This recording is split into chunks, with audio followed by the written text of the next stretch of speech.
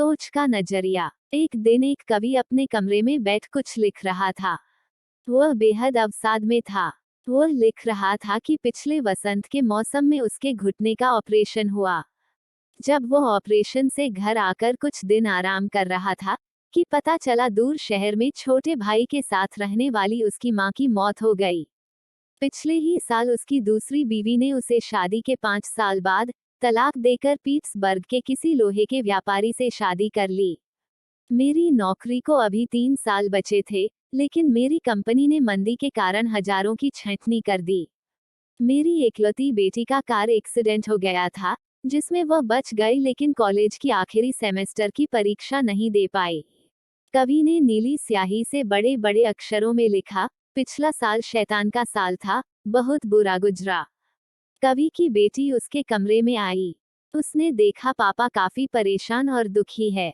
वह बिना कुछ बोले कवि की लिखी बातें कुर्सी के पीछे से पढ़ ली। कवि कुछ देर के लिए डाक खाने गया। वापस आया तो देखा उसकी मेज पर एक और कागज रखा हुआ है। इस कागज पर उसकी बेटी ने कुछ लिखा था।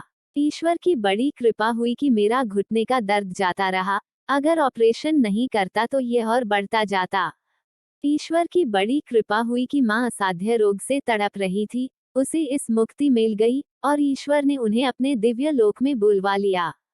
ईश्वर की बड़ी कृपा हुई कि उसकी दूसरी बीवी का चरित्र समय पर उजागर हो गया और वह बर्बाद होने से बच गया।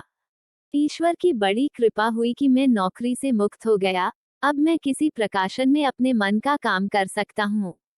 ईश्वर की बड़ी कृपा हुई कि मेरी एकलौती बेटी कार एक्सीडेंट में सही सलामत बच गई। उसे 1 वर्ष और बढ़िया तैयारी करने भी वक्त मिल गया।